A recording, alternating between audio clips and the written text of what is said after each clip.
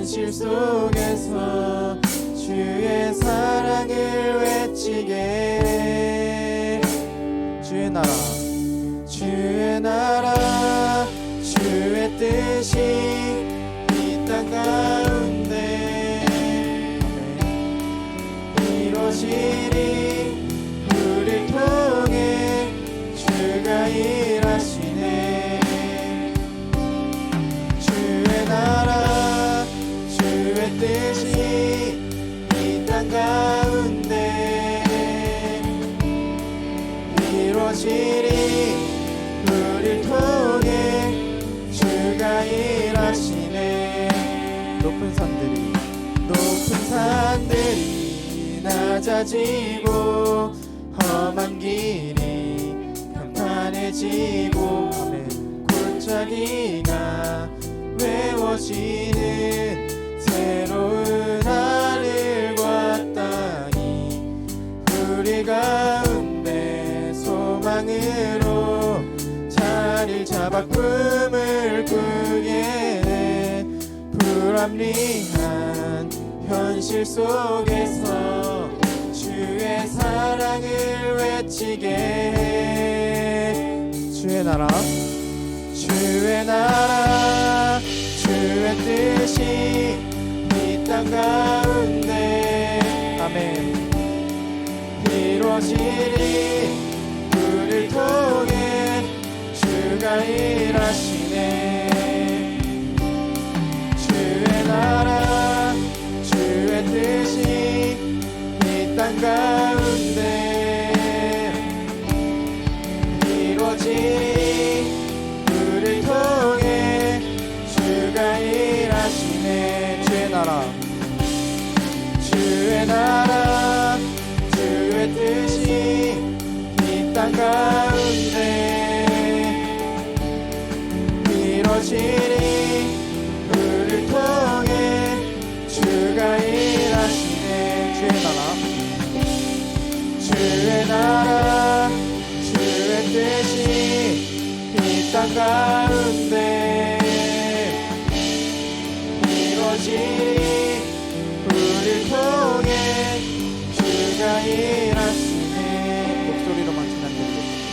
주의 나라, 주의 뜻이 이 땅 가운데 이루어지리. 우리를 통해 주가 일하시네.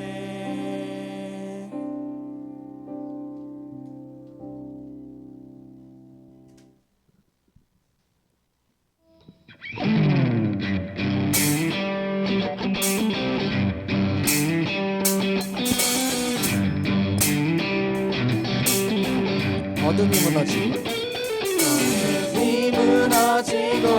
텅 빈 맘 멈춰 설 때 다시 내게 바람 불어오네. 난 주와 걷겠네.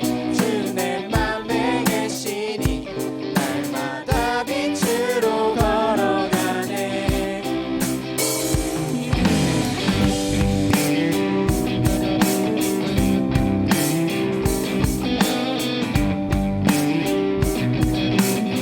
어둠이 무너지고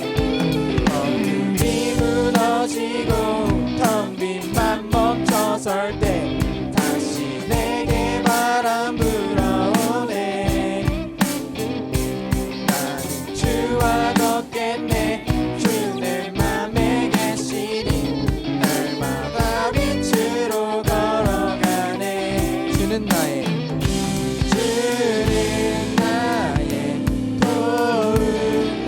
등불 되시니 나 두렵지 않네. 그 생명 내 맘에 강같이 흐르고 그 사랑의 같이 빛이 나네. 내 삶 소망의 바다 이르도록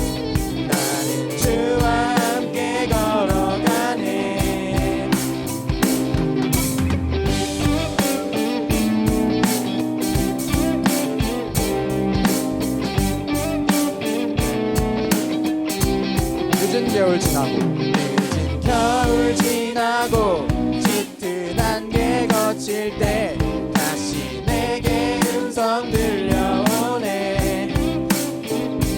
주 날 오라 하시네. 햇빛 되게 하시니 나는 주와 함께 걸어가네. 주는 나의 주는 나의 도움의 등불 되시니 나 두렵지 않네. 주는 나의 도움의 등불 되시니 나 두렵지 않네. 그 생명 내 맘에 강같이 흐르고 그 사랑의 같이 빛이 나네. 내 삶 소망 내 삶 소망의 바다에 이르도록 나는 주와 함께 걸어가네. 그 생명 내 맘에 그 생명 내 맘에 강같이 흐르고 그 사랑의 같이 빛이 나네.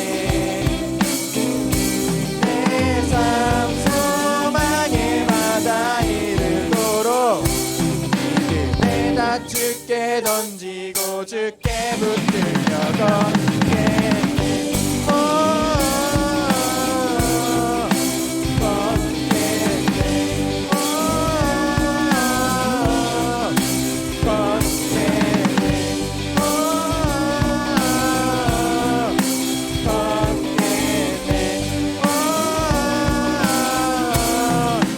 걷겠네. 영광의 박수 올려드리겠습니다.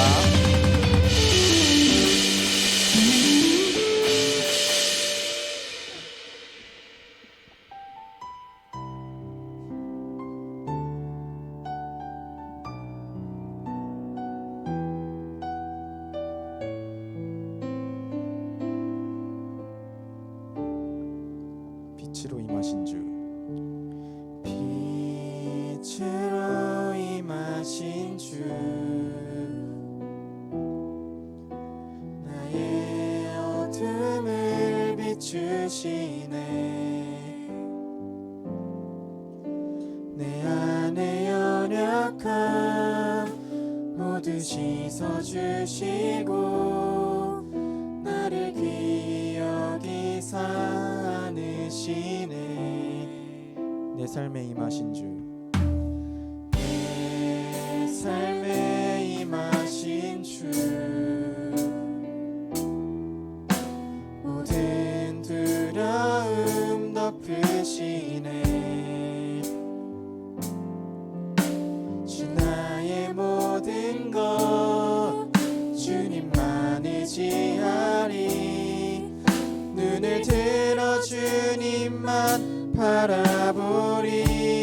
주님을 예배하는 것 주님을 예배하는 것 주님을 기뻐하는 것 나의 마음과 뜻 다해 주님 더 알기 원하네. 주님을 사랑하는 것 주님을 갈망하는 것 나의 유일한 소망이라. 빛으로 임하신 주 빛으로 임하신 주 나의 어둠을 비추시네. 내 안에 연약함 모두 씻어주시고 나를 귀히 여기사 안으시네. 내 삶에 임하신 주 내 삶에 임하신 주 아멘. 모든 두려움 덮으시네. 주 나의 모든 것 주님만 의지하리. 눈을 들어 주님만 바라보리.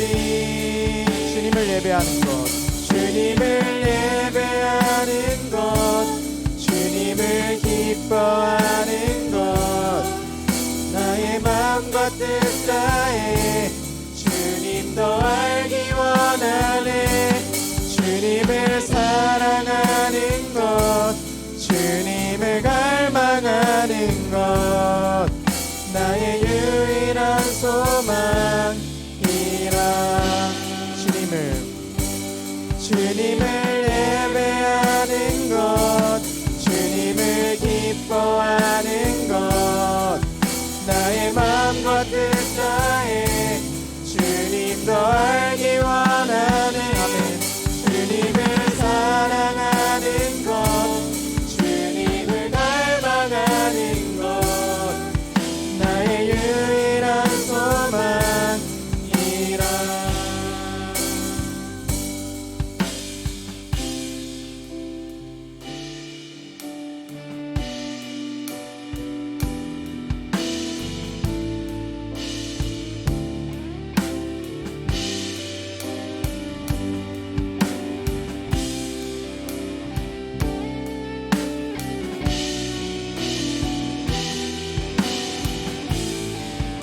다시 한번 찬양드리겠습니다. 주님을 예배하는 것, 주님을 예배하는 것, 주님을 기뻐하는 것, 나의 마음과 뜻 다해 주님 더 알기 원하네. 주님을 사랑하는 것, 주님을 갈망하는 것, 나의 유일한 소망이라. 주님을 예배하는 것, 주님을 예배하는 것, 주님을 기뻐하는 것, 나의 마음과 뜻 다해 주님 더 알기 원하네. 주님을 사랑하는 것, 주님을 갈망하는 것, 나의 유일한 소망이라. 주님을 사랑하는 것, 주님을 사랑하는 것, 주님을 갈망하는 것, 나의 유일한 소망이라. 저희 이 시간 기도할 때 정말 나의 마음과 뜻 다해 주님을 더 알기 원한다고 이 시간 간절히 기도하며 나아가겠습니다. 주님, 이 시간 기도합니다. 주님, 정말 이 시간 주님을 더욱더 알기 원합니다. 정말로 주님만이 온전한 주시라는 것을 더욱더 고백합니다. 이 예배 가운데 주님 저와 함께 하셔서 정말로 주님 온전히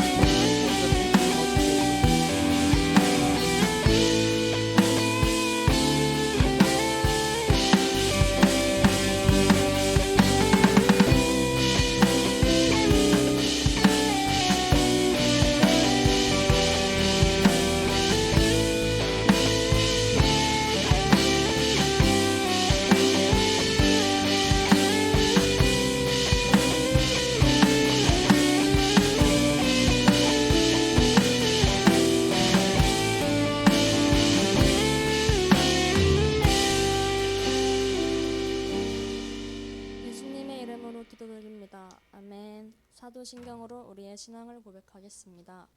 전능하사 천지를 만드신 하나님 아버지를 내가 믿사오며 그 외아들 우리 주 예수 그리스도를 믿사오니 이는 성령으로 잉태하사 동정녀 마리아에게 나시고 본디오 빌라도에게 고난을 받으사 십자가에 못 박혀 죽으시고 장사한 지 사흘 만에 죽은 자 가운데서 다시 살아나시며 하늘에 오르사 전능하신 하나님 우편에 앉아 계시다가 저기로서 산자와 죽은 자를 심판하러 오시리라.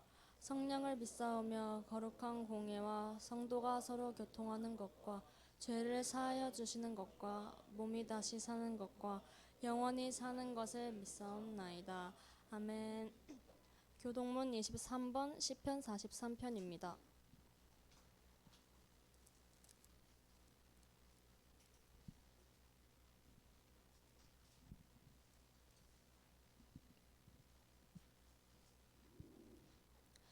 하나님이여 나를 판단하시되 경건하지 아니한 나라에 대하여 내 송사를 변호하시며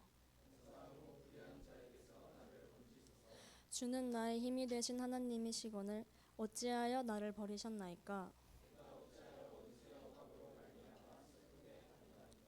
주의 빛과 주의 진리를 보내시어 나를 인도하시고 그런즉 내가 하나님의 제단에 나아가 나의 큰 기쁨의 하나님께 이르리이다. 내 영혼아 내게 어찌하여 낙심하며 어찌하여 내 속에서 불안해하는가. 소망을 두라. 그가 나타나 도우심으로 말미암아 내 하나님을 여전히 찬송하리로다. 아멘. 전도사님께서 기도하시겠습니다. 하나님, 오늘 하루가 이렇게 드려지는 예배가 그냥 드려질 수 있지 않음을 고백합니다. 거룩하신 하나님께 나아갈 때 우리를 태우셔도 마땅하지만 자신의 하나뿐인 독생자를 태우셔서 선하신 하나님께 나아갈 수 있는 특권을 허락하여 주셨다는 사실, 말씀을 통하여 깨닫게 하여 주옵소서.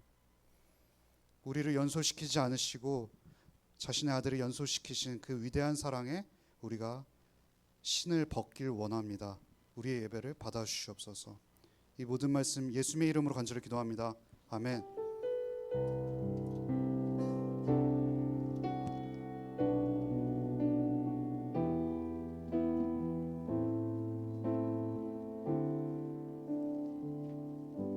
다 함께 일어나서 출애굽기 3장 15절 합독하도록 하겠습니다.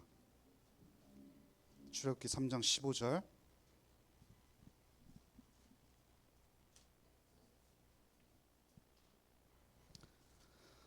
함께 읽겠습니다. 하나님이 또 모세에게 이르시되 너는 이스라엘 자손에게 이같이 이르기를 너희 조상의 하나님 여호와 곧 아브라함의 하나님 이삭의 하나님 야곱의 하나님께서 나를 너희에게 보내셨다라. 이는 나의 영원한 이름이요 대대로 기억할 나의 칭호니라. 저희 함께 축복하겠습니다.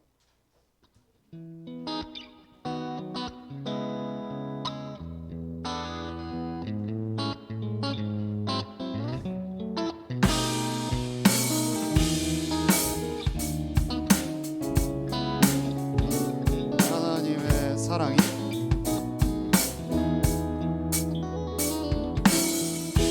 하나님의 사랑이 당신의 삶 가운데 가득하기를 축복합니다. 하나님의 은혜가 우리가 여러분 좀 옆을 보면서 하면 어떨까요? 하나님의 사랑이 당신의 삶 가운데 가득하기를 축복합니다. 하나님의 은혜가 우리 가운데 가득하게 기도합니다.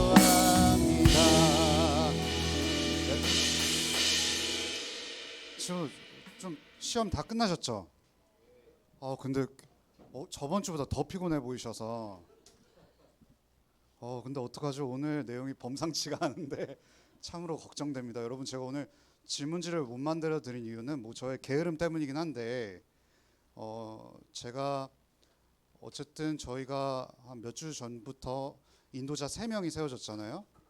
우리가 예배자를 세우는 과정인 거거든요. 근데 혁재쌤께서 그 인도자들 충분히 교육도 시켜주셨지만 좀 말씀으로 양육해야 된다라는 생각은 예전부터 갖고 있었습니다. 그래서 오늘은 그 예배에 관련된 그 양육 시간으로 생각을 하시면 될 것 같고요.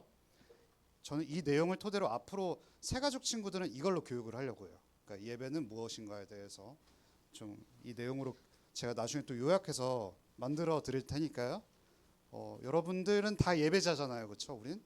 우리의 중요한 정체성은 예배를 드리기 위해서 살아가는 존재들이기 때문에 좀 지루하고 어렵고 힘든 내용일 수도 있지만 차근차근 따라오면 될 것 같고요. 오늘은 질문지가 없지만 제가 카톡방에 올려드렸죠.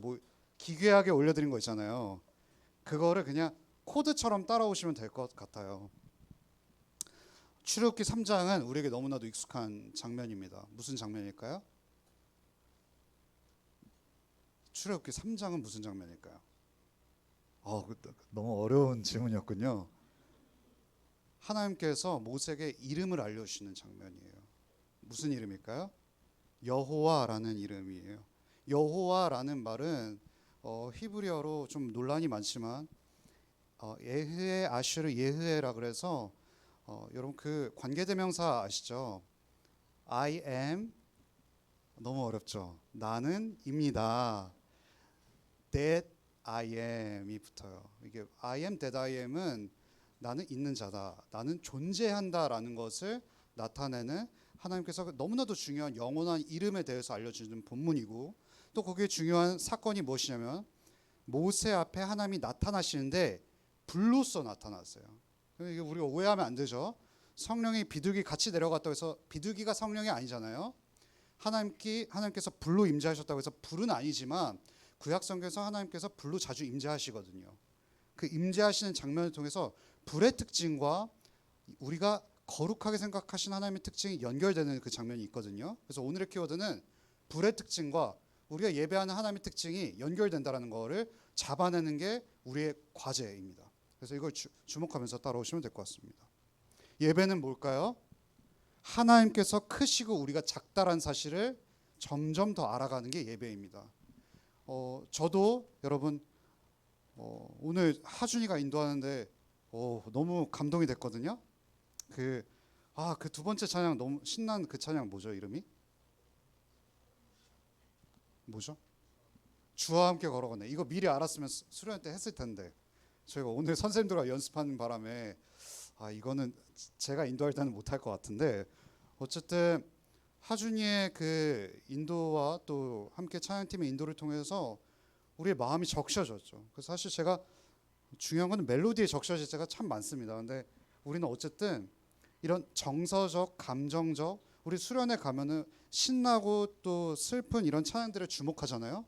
그렇지만 이 모든 것들은 중요한 요소이지만 우리가 주목해야 될 것은 이 모든 것을 통해서 역사하시는 하나님의 영광에 주목해야 된다는 것이 바로 예배의 특징인 겁니다. 예배 속에서 하나님의 영광을 목격했을 때 우리에게 일어나는 결과가 뭔지 아세요? 나는 작고 하나님이 크시다라는 거를 압도하면서 체감하는 거죠. 이게 예배의 중요한 특징이라는 겁니다.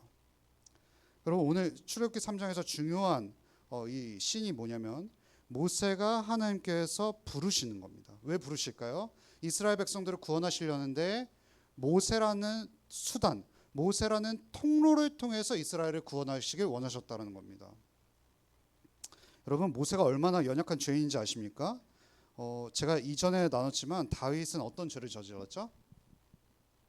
간음을 저질렀고 결국 살인까지 저지른 죄의 범죄자이잖아요. 근데 모세가 그렇게 이스라엘 백성 가운데 위대하다고 일컬어진 두 명이 모세랑 다윗이잖아요. 근데 모세는 어떤 죄를 저질렀나요? 출애굽하기 이전에 어떤 죄를 저질렀는지 아세요? 살인을 저질렀어요. 그러니까 사실상 하나님의 거룩한 도구로 쓰임받기 합당하지 않아요. 그런데 하나님께서 부르셨다고요. 모세는 죄인임에도 불구하고 하나님께서 떨기나무 가운데서 부르셨다는 사실은 우리 모두 또한 죄인이기 때문에 하나님께서 도구로 일하실 수 있다라는 놀라운 위로를 주시는 장면이기도 합니다. 하나님께서 우리를 부르시는 소명의 자리로도 부르시지만 중요한 건 뭐죠? 예배의 자리로 부르셨다라는 것이 정말 키워드이죠. 여러분들이 그리스도 안에 있다면 여러분의 삶이 무의미하지 않습니다. 모든 사람은 무의미하는 삶을 살아가게 됩니다. 여러분이 죄인이라고 하더라도 마찬가지입니다. 왜냐하면 모세도 죄인이었고요, 모세도 살인자였기 때문입니다. 그런 측면에서 하나님께서 모세를 사용하시려고 지금 부르시는 것이죠. 여러분 모세의 삶은 40년의 주기로 나눌 수가 있습니다. 모세가 몇 살까지 살았을까요? 120살까지 살았죠. 근데 이걸 40년으로 토막을 나누면 어떻게 나눌 수가 있냐면 0세부터 40세는 어디에 있었을까요? 궁정에 있었겠죠. 그 공주의 아들로서 살아가는 그 궁정 생활 속에서 궁중의 예법과 아마 모세는 지도자로서 살아갈 것을 기대하면서 살았을 거예요. 그런데 40살부터 어떤 일이 벌어지죠? 그 모세가 그중 살인 사건이 벌어지잖아요. 그러면서 나아갈 때 모세가 40살부터 80세까지는 무슨 직업으로 살아가는지 아세요? 목동으로 살아가요. 목동. 광야에서 양을 치면서 나중에 80살부터 이스라엘 백성들을 양칠 훈련에 미리 했던 게 40부터 80세까지의 시간이었던 거죠. 그러니까 무의미한 시간이 아니었어요. 41세부터 80세가. 이제 하나님께서 미디안 광야에서의 목자로서의 삶을 마감하고 하나님의 백성을 양떼를 치는 대신 하나님의 목자로서의 그 삶을 살아가는 인도자로서 부르시기 시작하실 것이죠. 하나님께서 모세를 끈질기게 부르셨어요. 모세가 끊임없이 하나님을 떠나려고 했지만 하나님의 신앙으로부터 벗어나지 않기 위해서 하나님은 그 40년 주기의 생활을 계속해서 끊임없이 촘촘하게 계획하셨다는 거죠. 그런 장면 속에서 여러분 80세면 어때요? 이때 뭐 120살까지 우리보다 수명이 늘어나니까 80세면 청년이 아니겠습니까? 라고 뭐라 하지만 이때 모세가 팔팔했을까요? 살인을 저질렀을 때보다 힘이 빠질 대로 빠진 상태였단 말이에요. 근데 하나님은 너무 놀랍게도 예배자로 부르시고 하나님의 구원의 수단으로서 부르실 때 힘이 팔팔하고 능력이 충분히 뭔가 사람들 보기에 갖춰졌을 때 부르신 것이 아니라 모든 것이 힘이 빠졌을 때 부르시는 그 하나님의 섭리가 참으로 독특하다라는 거죠. 여러분 우리 그렇게 생각하기 쉽습니다. 예배 자리에 나오고 하나님께서 쓰시려면 우리가 뭔가 완벽하게 갖춰져야 한다고 생각하기 십상이지만 오히려 하나님께서 우리의 어깨를 더 풀어주시고 하나님의 안마라고 들어보셨습니까? 모르죠? 저도 지금 굉장히 하나님의 경락 마사지를 받고 있는 중이거든요. 어깨에 힘이 잔뜩 들어가니까 여러분 카톡방에 그렇게 길게 쓰는 거예요. 저는 저희 담임 목사님 너무 존경하는 이유가 뭐냐면 항상 설교가 간결하잖아요. 그렇죠? 왜 제 설교가 길까요? 아직 힘이 덜 빠졌기 때문에 그런 거죠. 아무튼 한번 우리 버텨봅시다. 출애굽기 3장 1절부터 시작해서 하나님께서 거룩하신 사랑이라는 것 좀 배워보도록 하겠습니다. 한번 읽어볼게요. 좀 시작. 모세가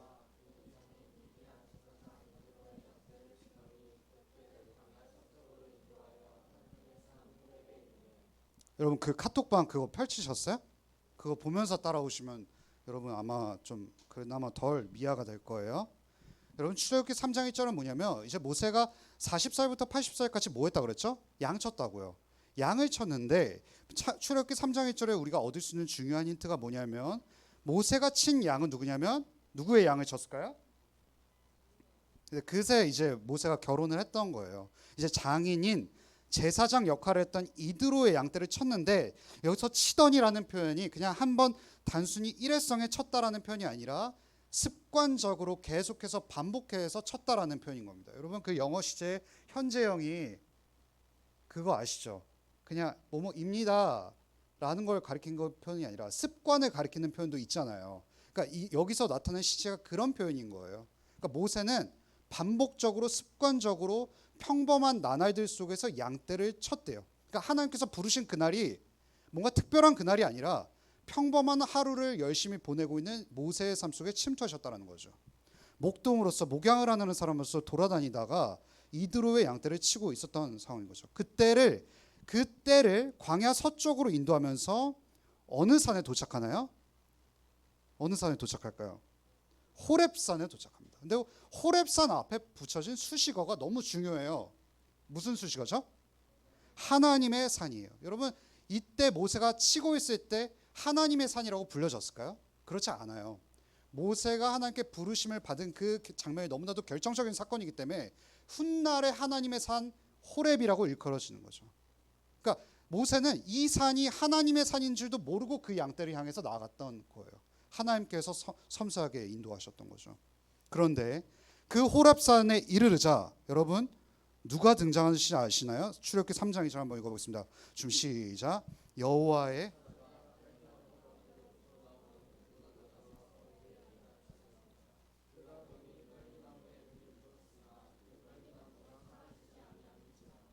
여러분 여기서 여호와의 사자라는 존재가 너무 중요합니다. 이게 나중에 제가 알겠지만 설교의 마지막 부분을 장식하게 될 인물이거든요. 여러분 여호와의 사자라고 했을 때 사자라는 표현이 히브리어로 말라크인데 이 말라크가 영어로는 뭔지 아세요? 메신저예요. 메신저. 그럼 메신저는 뭘까요? 지금 제가 메신저니까 되게 초라해 보이죠, 그렇죠? 여러분 고대 근동 당시에 메신저는 어떤 역할을 했냐면요, 왕의 대사를 말해요. 엠베서더. 그 요즘 뭐 카리나라 이런 분들도 구찌나 이런 거 앰베서더 하면 굉장히 부럽잖아요, 그렇죠? 카리나 씨라든지 뭐 닝닝 씨가 앰베서더 이제 구찌로 하면은 그들의 역할은 뭘까요? 구찌를 대변하는 역할인 거죠. 구찌의 상품성을 더욱더 도드라지게 만드는 거죠. 그러니까 대사는 어떤 존재냐면 하나님을 더욱더 그 영광을 크게 증폭시키는 역할을 하는 게 대사인 겁니다. 여러분, 이 대사의 역할을 잘 감당하는 직업이 뭘까요? 외교관이죠, 외교관. 여러분, 외교관 하나가 실수하면은 그 나라 전체가 잘못하는 것이 되잖아요. 여러분, 여기서 여호와의 사자라고 했을 때 이 사자, 외교관 같은 존재가 자주 뭐로 번역됐냐면 천사로 번역이 됐어요. 그렇다면 제가 질문, 여기서 나오는 여호와의 사자가 마치 마리아의 그 예수님께서 잉태를 알린 가브리엘처럼 그 급 정도 되는 천사일까요? 여러분, 이걸 좀 마음속에 염두에 두시고 좀 계속해서 질문하면서 설교를 들어보셨으면 좋겠습니다. 어쨌든 우리가 그 지금 존재를 밝히진 않았지만 여호와의 사자가 어디에 나타났죠? 떨기나무 가운데 불꽃 안에서 그에게 나타나십니다. 여러분, 떨기나무는 그때 당시에 어떤 정도의 급수에 해당하는 목이었을까요? 나무. 괜찮은 나무였을까요? 지금으로 치면은 가시덤불급에 해당하는 나무였대요. 여러분, 가시덤불은 좋은 나무인가요? 사실상 불필요한 나무인 거잖아요. 요즘 뭐 러브버거가 뭐 이충이냐 해충이냐에 대한 논쟁도 많지만 뭐 해목은 아니지만 어쨌든 이 떨기나무가 그냥 평범한 광야에 그냥 거닐면 다니면 볼 수 있는 어찌 보면 쓸모 있는 나무는 아니었습니다. 여러분, 요즘 그 제가 최근에 그 목을 조사하면서 세콰이어 아시나요? 세콰이어가 그렇게 비싸대요, 여러분. 나중에 잘 되시면 저 세콰이어 좀 사주세요, 여러분. 장난입니다, 여러분. 어쨌든 여러분, 하나님께서 임재하시는 이 결정적인 사건이라면 세콰이어 나무에 임재하셔야 되는데 그냥 쓸모 없어 보이는 떨기나무 가운데에 임재하셨다라는 겁니다. 여러분, 이것도 중요한 좀 우리의 묵상거리가 되는 거죠. 떨기나무는요, 어디다 쓰기에도 애매하고 땔감으로도 그렇게 대단하지 않은 나무죠. 사막에서 그저 버려진 나무인 것입니다. 이런 장면은 모세가 흔히 봤을 거예요, 여러분. 여러분, 그런 거죠. 사막이 지금 우리가 요즘 날씨 어때요, 친구들? 심상치 않죠. 제가 유키즈 온도계 블로그의 그 인스타에 그 짤이 돌아다니는 걸 봤는데 올해 더위는요, 그 남은 우리의 인생의 더위 중에서 가장 시원한 더위일 확률이 굉장히 높다고 합니다. 저도 지금 등줄기가 좀 이렇게 서늘해지는데 어쨌든 여러분, 사막은 우리 지금 경험하는 더위보다 살인 더위일 확률이 굉장히 높죠. 이 살인 더위 속에서 그냥 나무가 이 환경 때문에 그냥 불이 연소되는 자연스러운 현상들이 반복됐었대요. 그 고대 근동의 자료에 따르면. 그렇다면 여러분, 모세가 떨기나무 가운데 불이 붙는 것은 모세에게 특별한 장면이었을까요? 그냥 일상생활 중에서 경험할 수 있는 흔하디 흔한 장면이었다라는 것입니다. 아마 모세는 돌아다니면서 이런 불이 붙는 장면을 흔히 보았겠죠. 그런데 문제가 있어요, 여러분. 떨기나무가 불이 붙는데 어떻죠? 떨기나무가 연소가 안 돼요. 여러분, 불 붙는데 우리 친구들 그 담배 피는 친구들은 없죠? 네, 여러분, 펴도 저는 정죄하진 않습니다. 어쨌든 여러분, 저 담배를 안 펴봐서 모르지만 담배도 뭐가 있어야 이제 필 수가 있죠? 담배가 스스로를 죽이면서 이 흡연 행위가 이루어지는 거잖아요. 그런데 떨기나무가 불이 붙는데 중요한 건 뭐냐면 재료를 태우지 않는다라는 거예요. 이건 아주 기이한 장면인 거죠. 모세가 평범한 나날 속에서 분명히 평범하게 볼 수 있는 현상이었지만 굉장히 특별한 장면이었다는 것이죠. 그러니까 이거 굉장히 신기한 장면이고 3절 4절 한번 읽어보겠습니다. 준비 시작. 이에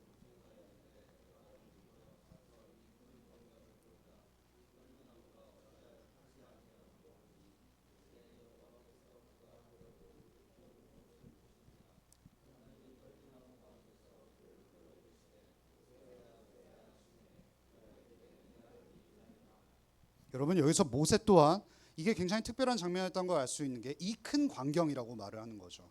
그리고 중요한 것은 뭐냐면 여러분, 분명 2절까지는 여호와의 사자라는 존재가 여호와의 사자라고 말하는데 3절 4절에 보면 어떻게 기록되고 있는지 아세요? 이 여호와의 사자가 알고 보니까 3절에 4절에 여호와 하나님이라고 말을 합니다. 그러니까 이게 단순한 천사 수준의 존재가 아니었다라는 것이죠. 여러분 5절 6절 한번 읽어보겠습니다. 좀 시작. 하나님이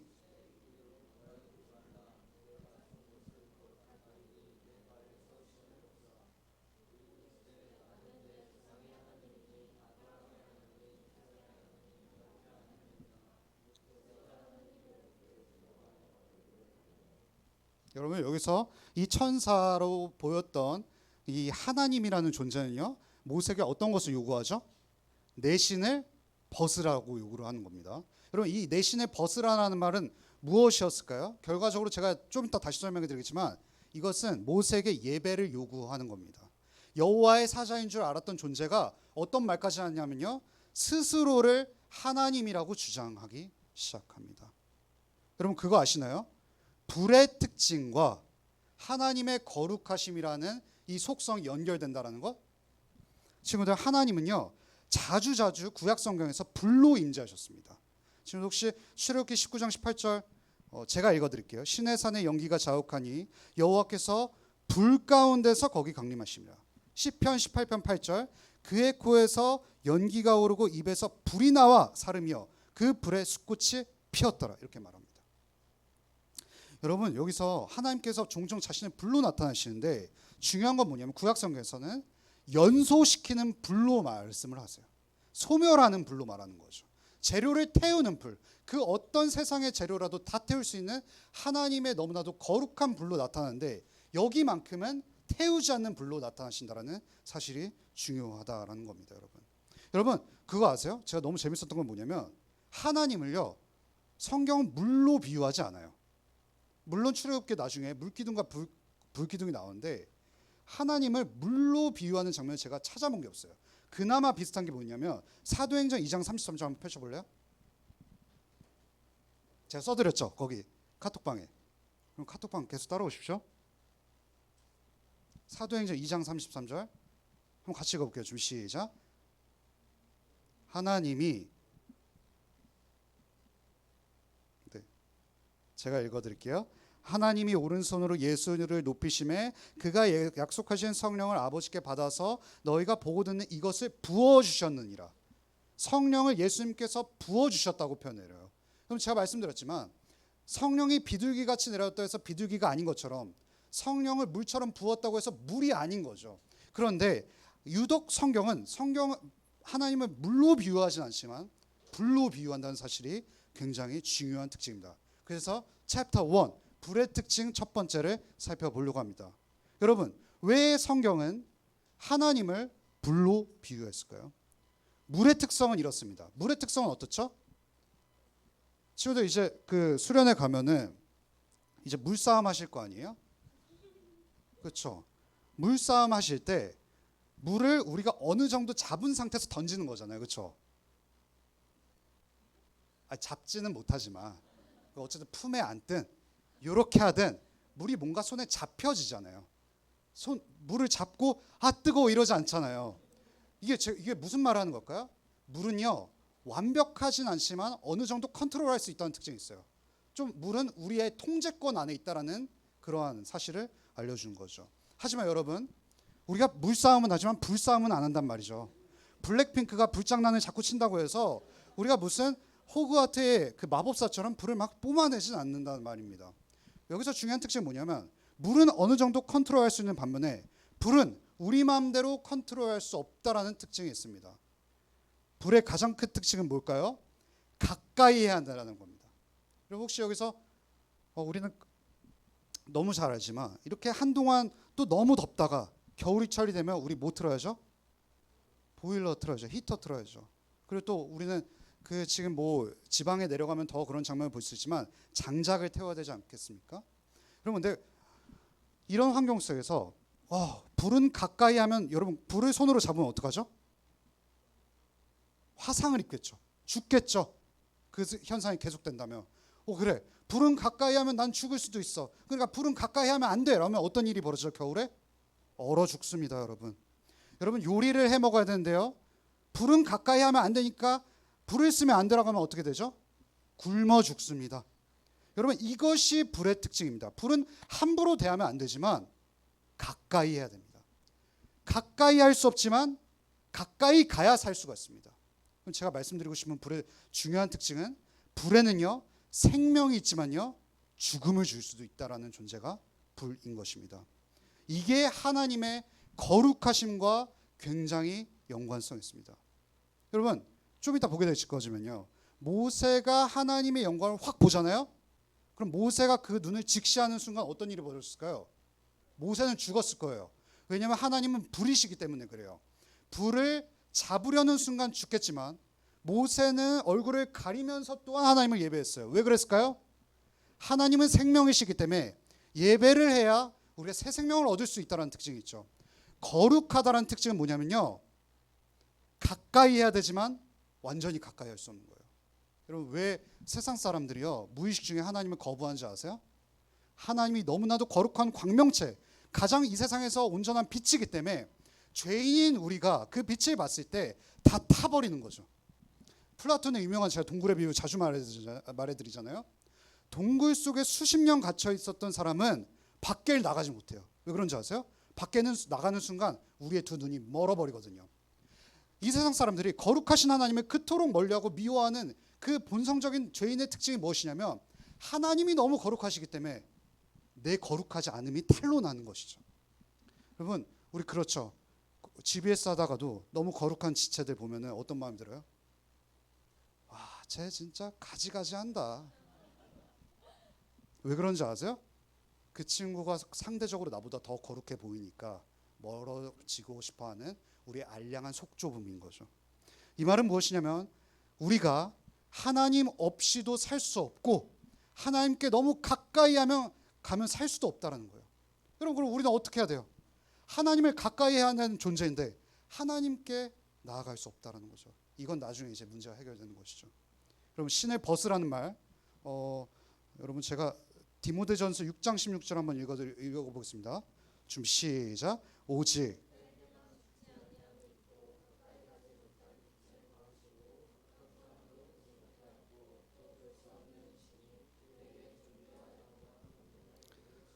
친구들 여기서 하나님께서 모세에게 신을 벗으라고 말하잖아요. 이거는요 어떤 거냐면 너가 지금 나를 함부로 대할 수 있는 존재가 아니기 때문에 신을 벗어서 나를 경외해야 된다라는 것을 말하고 있는 겁니다. 이거를 바울 아저씨도 디모데에게 전하는 편지 속에서 누누이 말했던 거예요. 뭐냐면 그에게만 죽지 아니함이 있고 가까이 하지 못할 빛에 거하신다라는 특징이 있다는 거죠. 여기서 그는 하나님이라는 거죠. 그래서 모세가 자신의 얼굴을 가리기 시작합니다. 여러분 7절 9절 넘어가겠습니다. 준비 시작. 여호와께서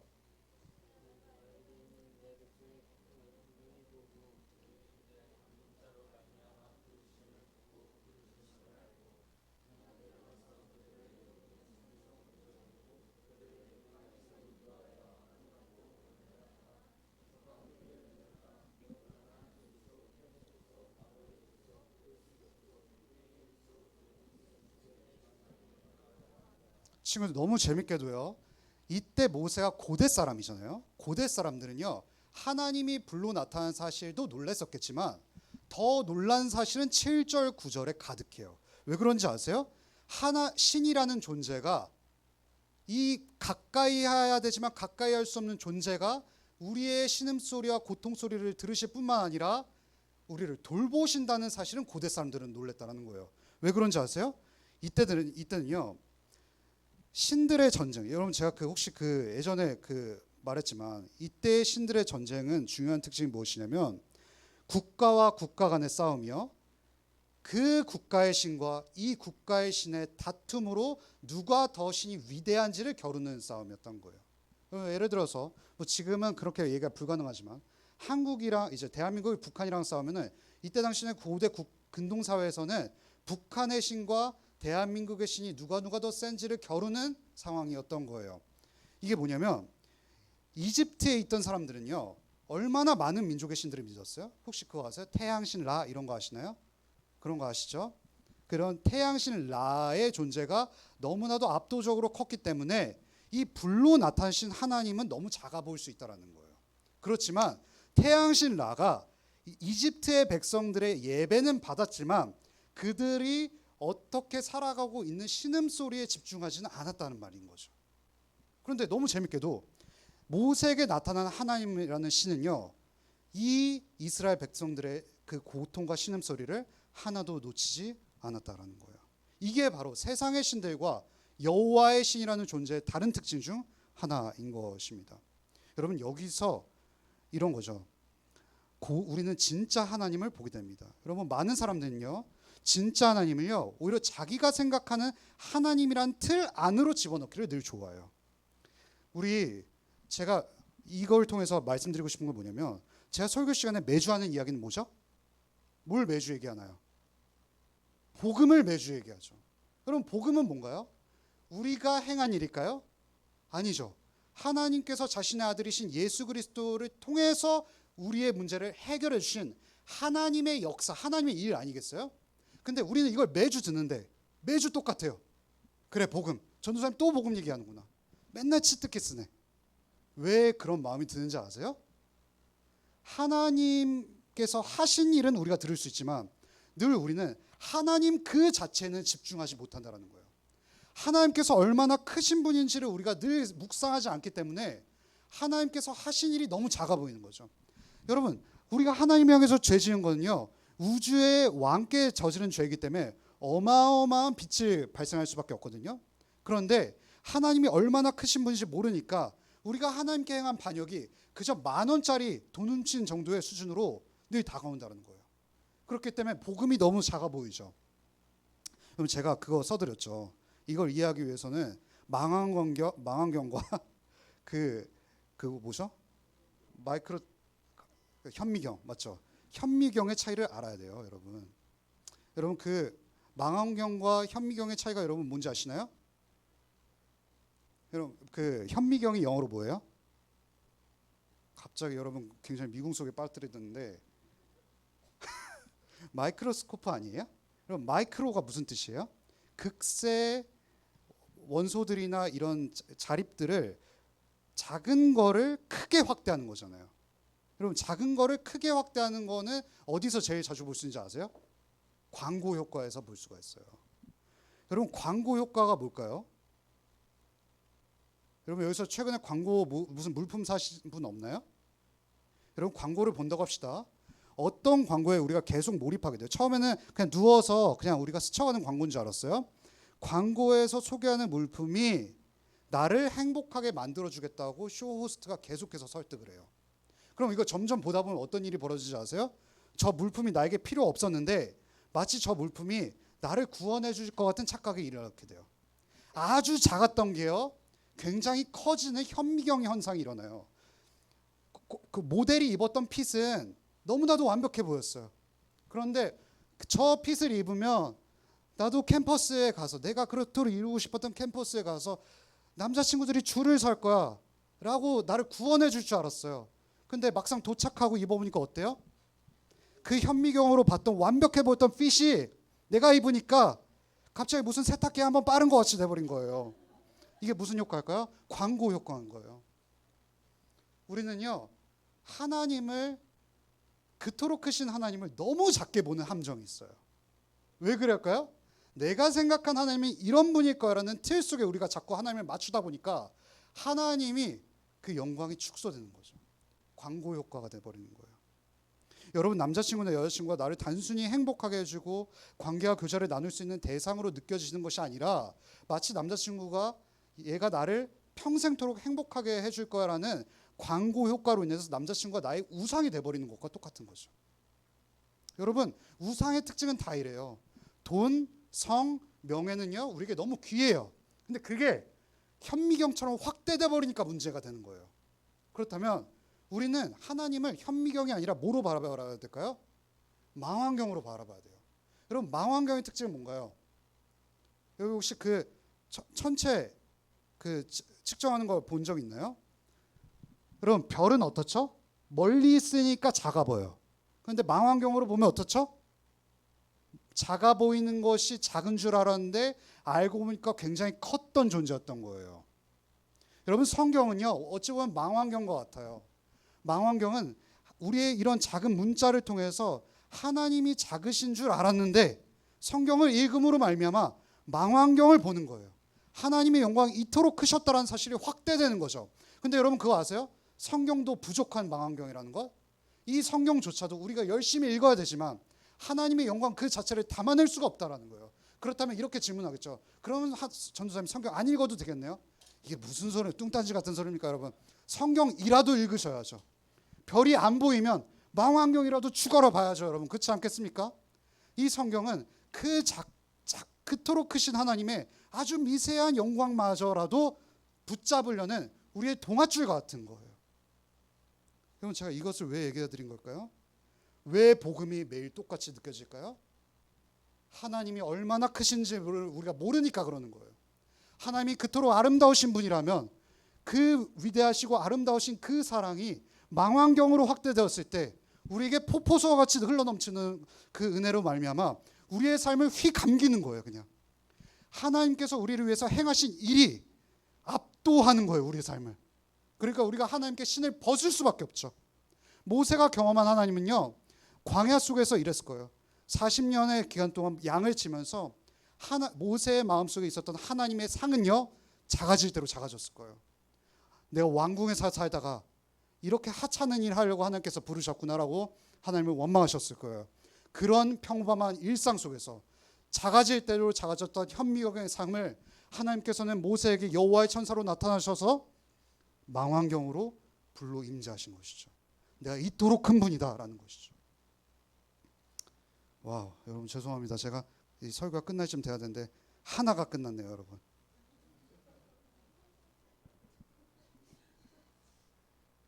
여러분,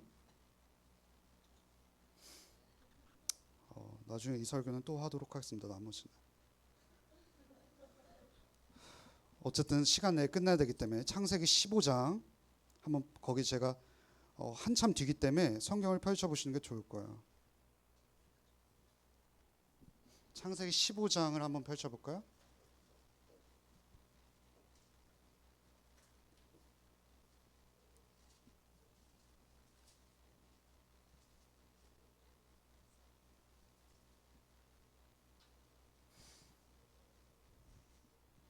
창세기 15장 8절부터 한번 10절까지 읽어보겠습니다. 좀 시작. 그가 이르되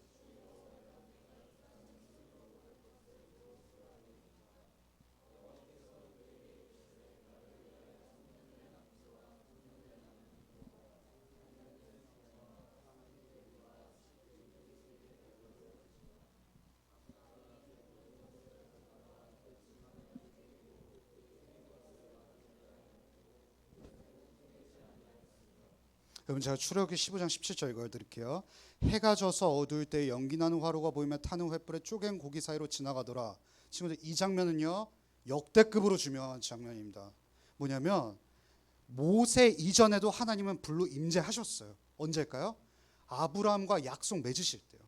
하나님께서 줄기차게 아브라함에게 가나안 땅이라는 약속의 땅을 허락하시고 자손을 풍성히 넘치도록 줄 거라고 약속하셨지만 아브라함의 눈에 보일 때는 뭔가 이루어지지 않을 대로 뭔가 이루어지지 않는 거예요. 그 속에서 하나님께서 결정적인 사건을 보여주시는데 어떤 장면으로 보여주시냐면 모세에게 언약식을 체결하는 장면인 거예요. 여러분 이때 당시에 언약식은 뭐냐면요, 고대 사람들도 다 이렇게 했는데요, 짐승을 둘로 가로로 이렇게 쪼갭니다. 이렇게 툭 쪼개요. 그러면 어떤 일이 벌어지겠어요? 피가 가득히 철철 흘러 넘치겠죠. 그러면요, 제가 예를 들어 보겠습니다. 찬이랑 저랑 강남의 아파트 하나 이제 문서를 체결하려고 해요. 근데 그때는 문서나 도장 같은 게 없었을 거 아니에요. 제가 강남의 주인입니다.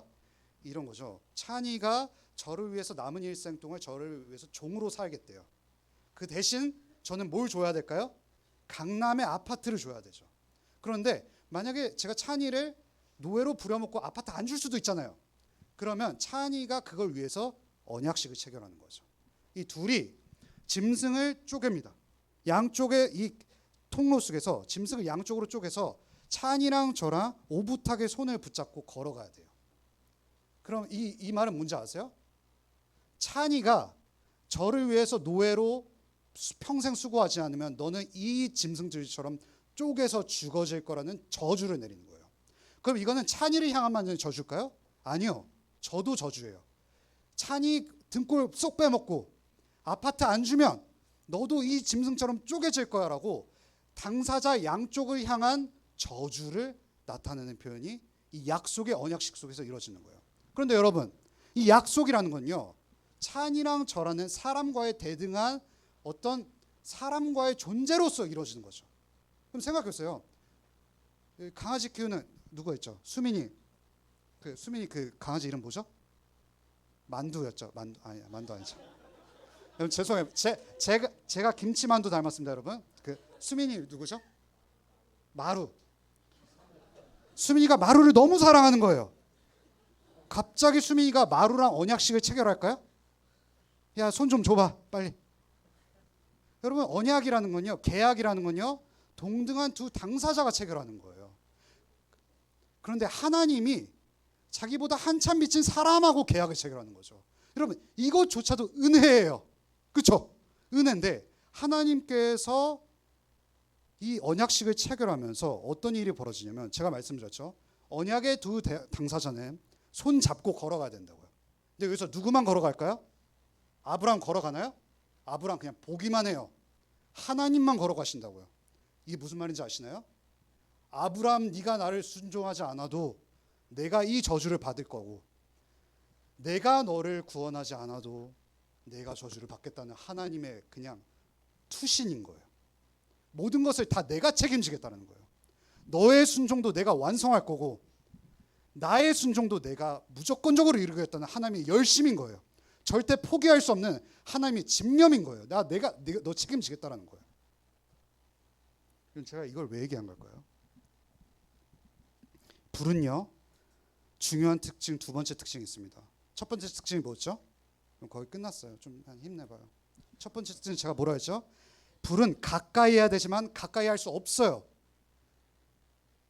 우리 죄인도 마찬가지죠. 하나님과 가까이 하고 싶지만 가까이 할 수 없습니다. 근데 불의 중요한 두 번째 특징이 우리에게 남아져 있어요. 뭘까요? 불은요, 연소시키기 위해서는 재료가 필요해요. 근데 여기서 나타난 하나님의 불의 특징은 뭐예요? 재료는 태우지 않고 스스로 불이 붙어있는 자존하시는 하나님인 거예요. 이게 바로 하나님의 자존하심이라는 거죠. 스스로 존재하신다는 것은 누구를 의지하지 않고 스스로가 살아갈 수 있고 스스로 기동할 수 있는 존재가 자존하심이라는 거예요. 그런데 이게 하나님의 구원 역사 속에서도 등장하는 거죠. 아브라함에게 지금 뭐라고 말씀하시는 거예요? 너가 무엇을 하지 않아도 내가 그 불이 붙는 재료가 되겠다고 말씀하시는 거예요. 너가 지금 탈 수 없지? 자격이 안 되니까 내가 그 죽음의 자리로 뚜벅뚜벅 걸어갈게라고 말씀하시는 거죠. 여러분, 이 여호와의 사자는 누굴까요? 지금 모세 앞에서 불이 붙었지만 연소되지 않는 떨기나무 가운데 임재하신 여호와의 사자는 이사야 9장 6절을 한번 읽어보겠습니다. 여러분, 이사야 9장 6절 좀만 더 힘내보세요. 여러분, 이사야 9장 6절.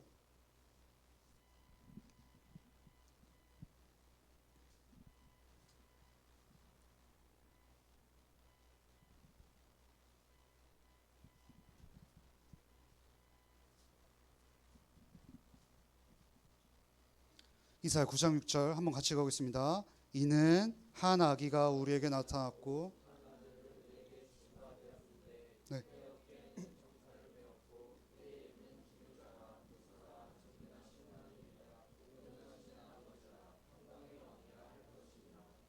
우리가 여호와의 천사니까 천사가 가브리엘급 되는 존재인 줄 알았는데, 많은 구약학자들이 동의하는 게 뭐냐면요, 이 여호와의 사자와 이사야 9장 6절에 나타나는 기묘자를 연결시키는 겁니다. 여러분, 기묘자라는 것은 우리 그거 생각하면 됩니다. 기묘한 이야기, 그 기묘한, 범상치 않은 이런 것 뜻이거든요. 이 기묘자라고 붙어있는 중요한 별명에 해당하는 당사자가 누굴까요? 알고 봤더니 한 아기였던 거예요. 누구요? 예수님이요. 여러분, 예수님께서요, 줄곧 귀머거리가 된 유대인들에게, 바리새인들에게 줄곧 외치셨어요. 요한복음에 내가 여호와라고요. 여러분, 정말 마지막 구절인데요, 요한복음 8장 58절입니다. 한번 읽어보시겠습니다.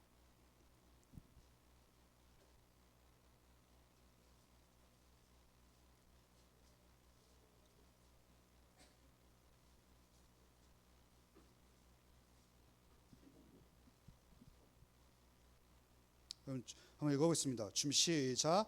예수께서 이르시되 진실로 진실로 너에게 이르노니.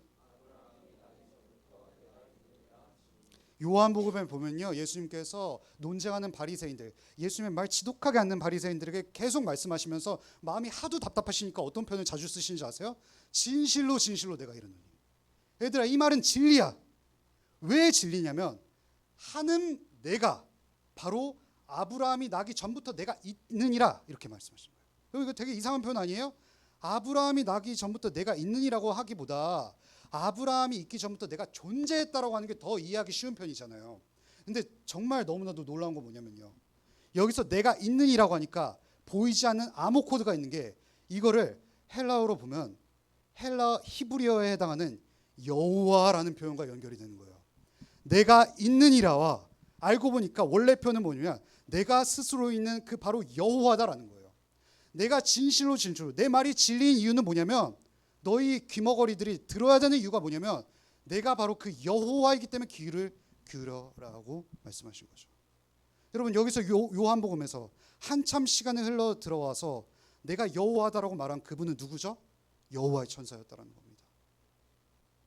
여러분, 여호와의 천사가 그토록 위대하시고 소멸되지 않은 불이신 그 너무나도 초월적인 존재가 어떤 존재로 나왔나요? 마태복음 1장 23절, 보라 처녀가 잉태하 아들을 낳을 것이요 그의 이름은 임마누엘이라 하셨으니 이를 번역하면 즉 하나님이 우리와 함께 계시다 함이라. 여호와 하나님께서 모세가, 하나님 제가 누구길래 바로 앞에 갑니까? 저는 아무것도 아닌 존재인데 어떻게 바로를 설득할 수 있겠습니까? 라고 했을 때 여호와 하나님, 여호와의 사자가 어떤 표현을 썼냐면 내가 너와 함께 하겠다고 표현합니다.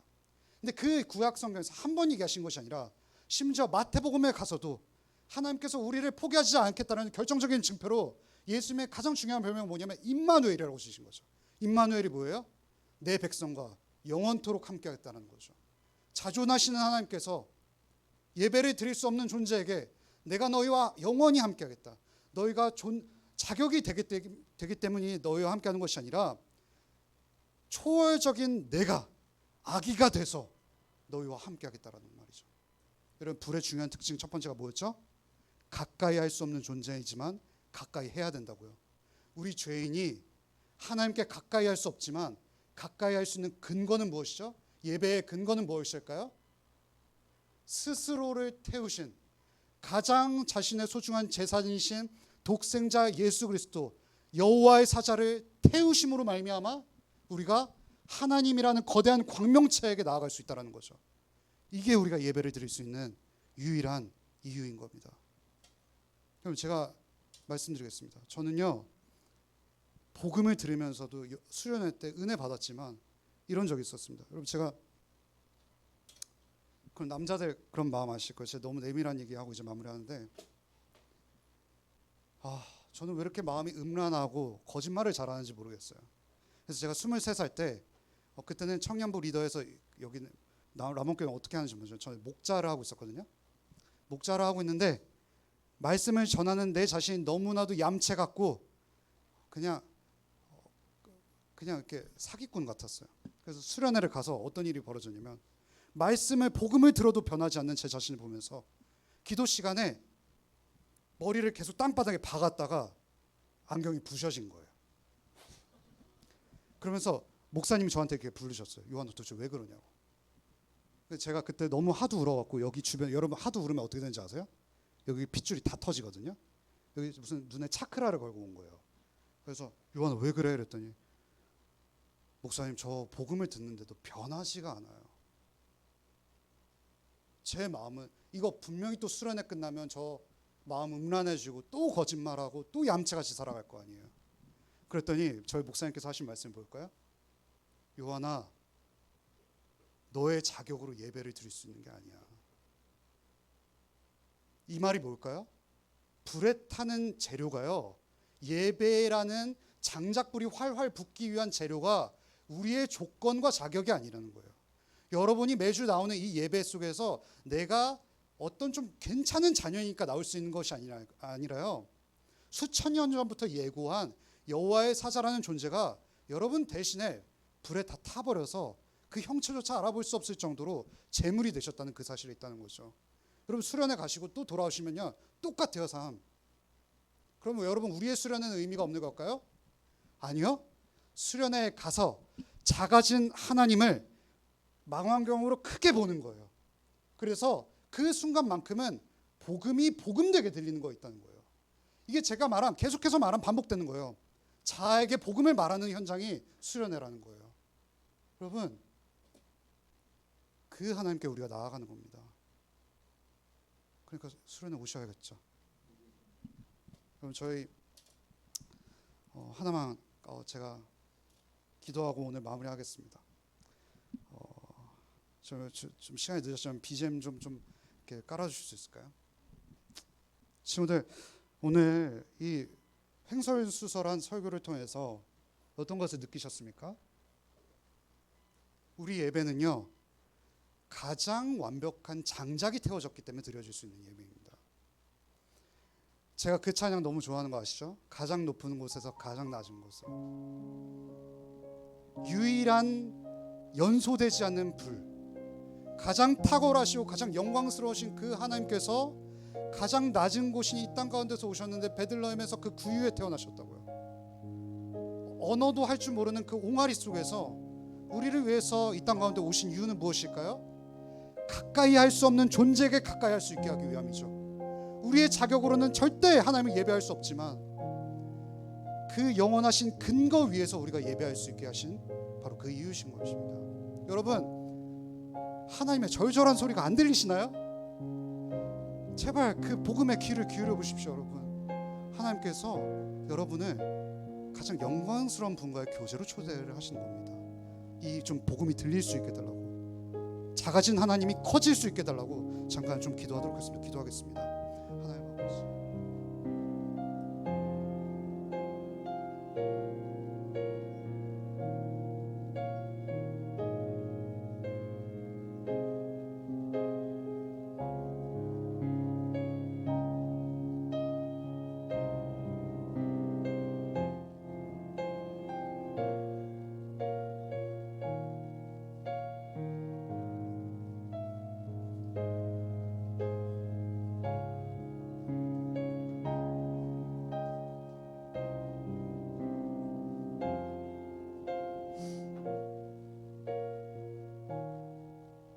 하나님, 우리가 하나님을 예배하는 것 그저 우리의 자격과 어떠한 공로로 드려지는 것 절대 아닙니다.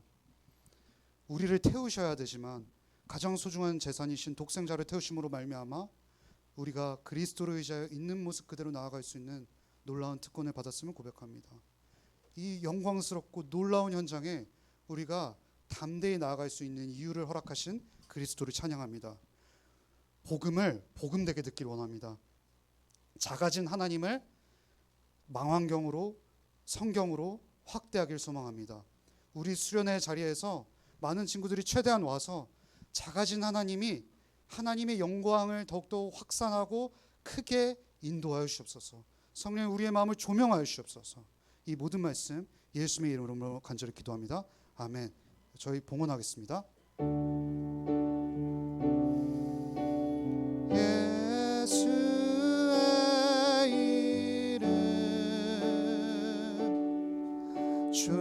존귀한 그 이름